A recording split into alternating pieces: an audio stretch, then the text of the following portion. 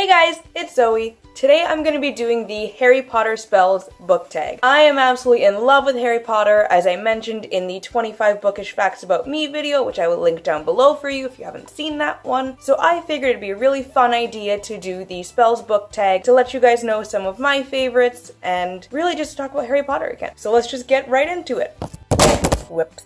The first spell is Expecto Patronum, which is a childhood book connected to good memories. For this one, I chose Twitch's, the first book, which is The Power of Two. I remember reading this when I was about 8 or 9, and I have loved this series ever since. When I was younger, my mom got rid of a ton of my books because she thought I had outgrown them, which I don't really understand at all, but she just wanted to update my collection, so she got rid of all of my Junie B. Jones and my Captain Underpants. She tried to get rid of Harry Potter, and this series, I pitched a huge fit about Harry Potter, but I hid this one in a shoebox in my closet, so she couldn't get to it. And here we are, I don't know how many years later, and I'm still reading it. I didn't outgrow it yet, Mom. Okay. The second spell is Expelliarmus, which is a book that took you by surprise. For this one, I've chosen Anne of Green Gables by Ella Montgomery. I was totally against everything Anne of Green Gables as a kid. I don't know why, I hated it. I didn't want to watch any of the movies, I didn't want to read the book, I just couldn't tell you why. I didn't really know anything about it, but I was super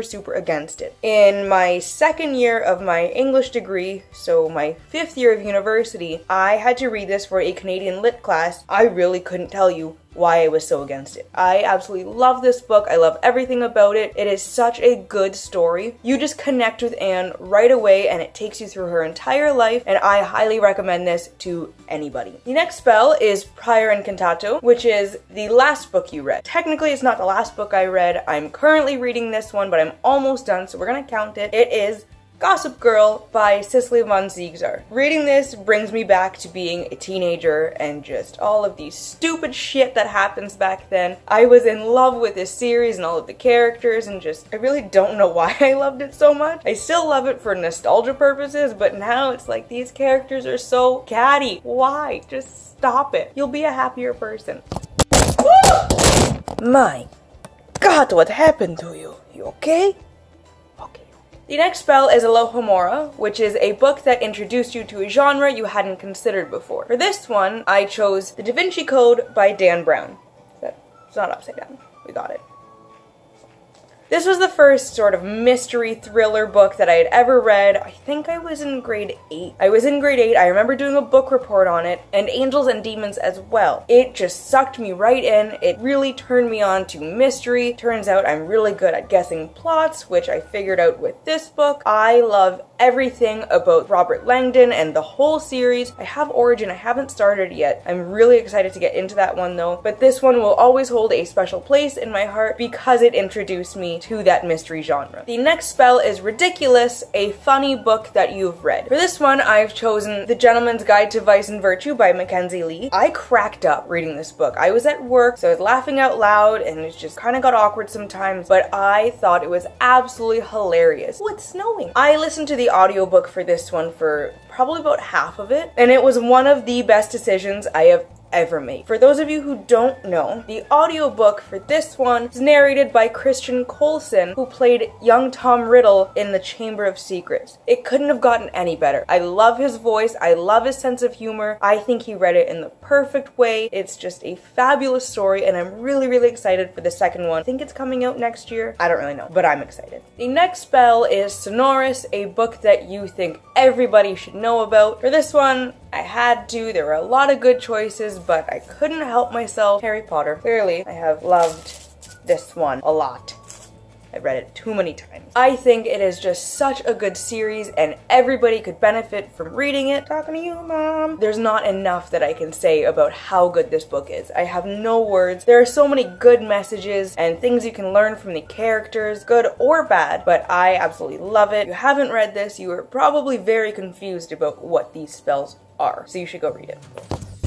The next spell is Obliviate. It is a book or a spoiler that you wish you could forget having read. For this one, I chose The Sun Also Rises by Ernest Hemingway.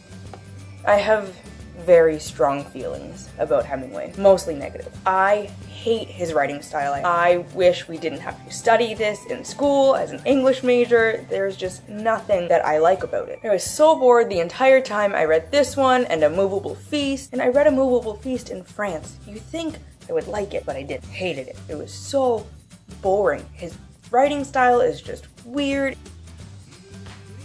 A bunch of choppy little sentences. I don't understand why anyone likes it. If you like it, please try and convince me to read it again, because I would like to like Hemingway, but it's just not happening. The next spell is Imperio, a book you had to read for school. For this one, I chose Fun Home, a family tragicomic by Alison Bechdel. This is a graphic novel memoir. Graphic novel. Fun fact, I hate graphic novels. This was one of the worst experiences I've ever had, which was made even worse because I've had to read it for 2 classes. I would have liked this much better if it was a traditional novel, but I skimmed through most of this. I just couldn't pay attention in class when we were reading it. It's a memoir about our life. I don't generally like nonfiction to begin with, and then when you combine it with a graphic novel, not a fan. I zoned out the entire time.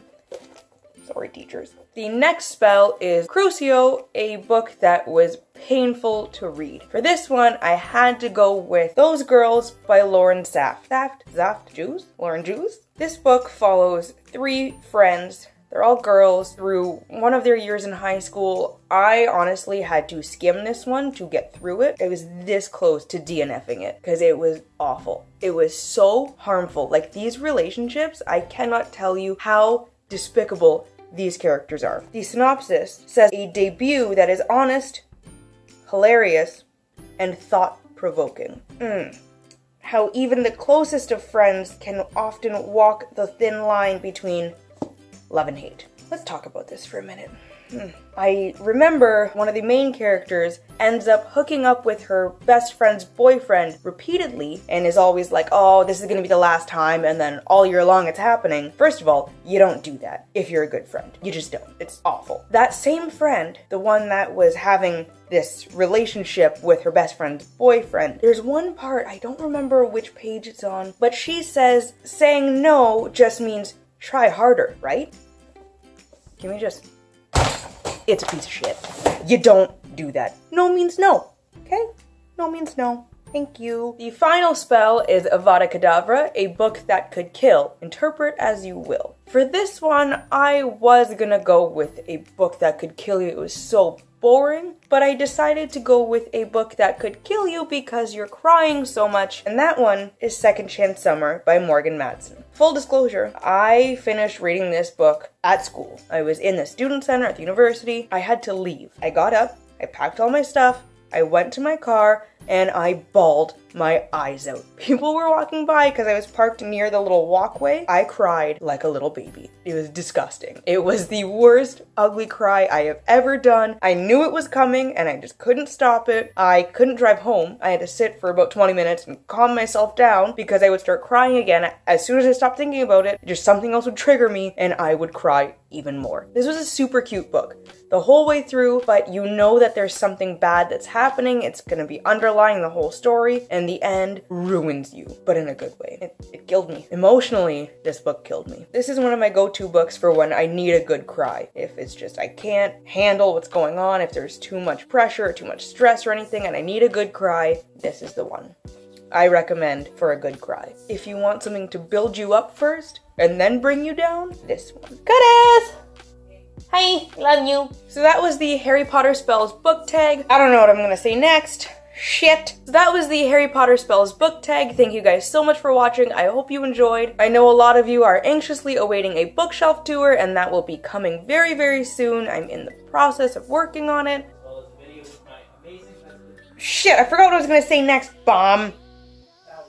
You bits. Anyways, it's gonna be an extremely long process since I have around 700 books, but it will be up soon. If you want to be notified of that when it comes up, please subscribe down below. If you like this one, give it a thumbs up. You can follow me on Instagram, Twitter, and Goodreads, all at Your Book Nerd Zoe, and I will link those down below for you. And I will see you guys in the next video. Bye!